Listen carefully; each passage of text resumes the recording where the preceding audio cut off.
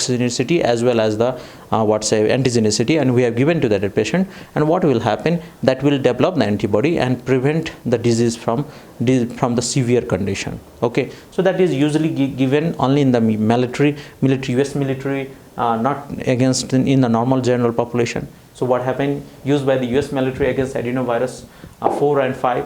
So these are only in the experimental group of people. They enteric coated live non-attenuated virus preparation is presented, and that are given to the person, produce asymptomatic intestinal infection that will cause intestinal infection. But what will happen, thereby inducing mucosal IgA memory cell, and this cell then populate the mucosal immune system throughout the body. Then what will happen, the person has actually developed the GI symptoms. They will have developed the GI infection and develop the antibody. The antibody will circulate all over the body, and they actually now present this vaccine receptor and are thus protected against the adenovirus acquired by the aerosol. So now they can be, this antibody is in your GI tract, in your respiratory tract, everywhere, and this antibody now can prevent you from getting pneumonia or say aerosol borne infection, which could convert otherwise producing pneumonia. So this is the only example of live non-attenuated vaccine that is used, although this is only used in the US military population, not in the general population. That we have to understand. Okay, so normally we'll give live attenuated vaccine. Only few scenario, only one scenario you can say non-attenuated virus is given, that is adenovirus. Okay. Talking about the killed vaccine, what is the killed vaccine? In the killed vaccine, we kill the organism. So what we are going to do, we are killing the viruses, we are killing the bacteria. Now there nothing is there, so they cannot replicate inside our body. Like a live attenuated vaccine, live attenuated viruses or vaccines, what will happening, they goes inside our body, they multiply, but they cannot cause the disease. So they are multiplying in a large number, so large immune response is formed. Okay, so that was the main concept of the live attenuated vaccine. But in the killed vaccine, what is there, this is totally the virus is totally killed, the bacteria is totally killed. So the amount of bacteria or virus which we are providing is only the antigen that is responsible for antibody formation in that person, because they cannot go and multiply. There is a fixed amount that will be delivered to the person through the IV, and when they goes into their blood or IM or any route. Okay, so when the glue goes into the blood, the bacteria or virus, they are killed one, they cannot multiply, they cannot cause any disease to you, but their antigenicity is preserved.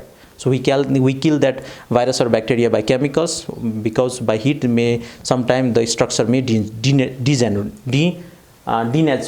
So when they denaturate, what will happen? We may not develop the protective antibody. So antigenicity need to be preserved, and for that we kill with the chemicals mainly. And after killing, we give to the person. The immune system doesn't require it is alive or killed. They found it is a foreign. They form the antibody. Antibody is present in your body. They will live above the threshold. And when actually the live virus try to attack us, there is already an antibody above the threshold, and we will not get suffer from that viruses. So this is the way, this is the mechanism of killed vaccine. And the killed vaccine example, for me, if you say the vaccines are rabies, influenza, polio, and hepatitis B, and Japanese encephalitis B. For me, I remember as rest in peace, always Japanese. So this was my own formula. So that has nothing to do with any science or systemic one. This is just to remember. This is for fun. Rest in peace, always Japanese. So what is the main meaning? R for rabies, I for influenza, then P for polio. The one is another is Savin, which is the live virus. Now we are talking about the Salk, that is the killed virus, and then A for hepatitis A. Okay, and J for Japanese encephalitis B. So Japanese encephalitis B virus. So these are the condition, these are the vaccine, which is the killed vaccine, and that is usually given to the person frequently in all over the world. And you need to remember, you can remember with this formula, you can remember by any means by your own self or your own formula. So let's come to the point. They utilize the organisms that are killed and no longer replicate in the host, inactivated by the chemicals rather than the heat, as the heat will often denaturate the immunogenic epitopes, typically require several doses to achieve the desired response, and predominantly produce humoral immunity.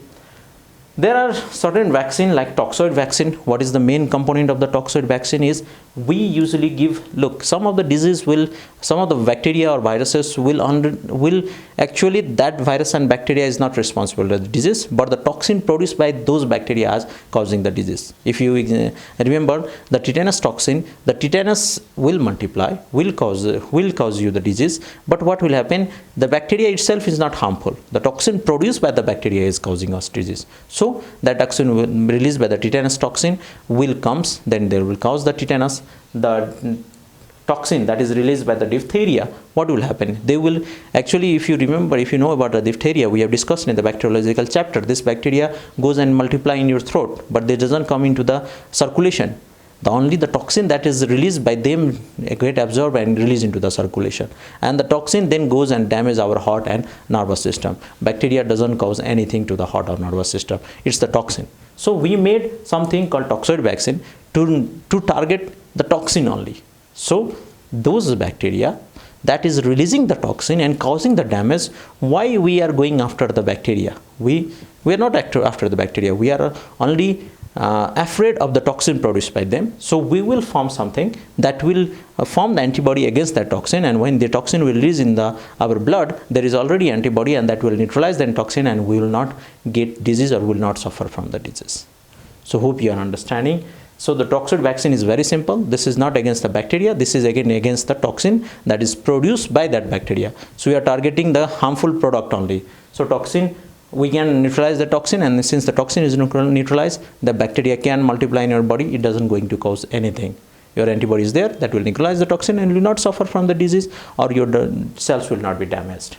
So these are the mainly diphtheria toxin are diphtheria, tetanus, DPT, that is the diphtheria, tetanus and pertussis, that is causing the whooping cough outside Bordetella pertussis organism.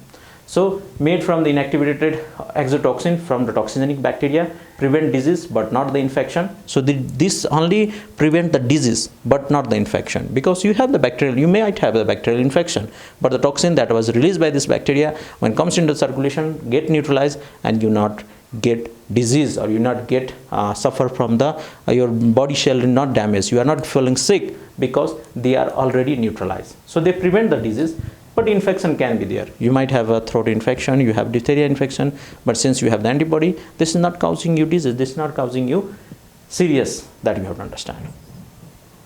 So these are actually made from the exotoxin that is inactivated and given into the body. So this toxin, they take the toxin, they inactivate the toxin and given to you. Now this toxin has inactivated, so this doesn't cause any damage to your host cell. Then, but this antigenicity is preserved. Your body will take it as a foreign, form the antibody, and antibody will there. When you really have the infection, this will produce the toxin that is actually causing the disease, but this will neutralize. The antibody already present will neutralize, and you will be safe. So DTaP vaccine prepared is composed of toxoid from both diphtheria and tetanus, while the pertussis comprise both filamentous hemagglutinin and inactive pertussis toxin. The DTaP vaccine is considered safe, has a few side effects, and is vaccine currently used in the United States. Now there is polysaccharide vaccine and conjugate vaccine. You have to understand one more concept which we have discussed about the cell-mediated immunity and humoral immunity. The component which is protein in nature will be processed by the T cell that will activate the B cell and form the antibody, and that will have the memory cell as well. So those component that is protein in nature will have a memory cell, but those which are polysaccharide, which are lipid, which is lipopolysaccharide, that will direct activate the B cell. So there is no memory cell.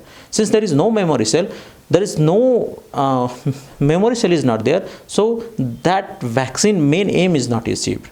Because we know when you give a vaccine, our aim is to protect have the threshold level of antibody, protective antibody inside the body for the longer period.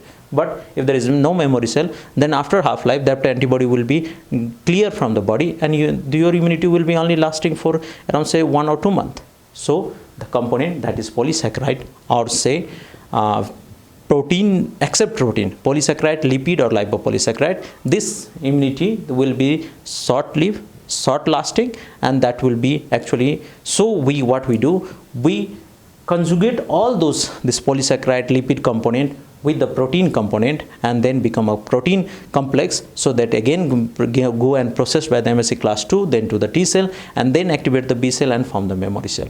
So always you have to remember this polysaccharide lipid component, these vaccine are for the short protection only. So to get robust protection or longer duration of protection, we conjugate that product with the protein nature component. So that is called the conjugate vaccine.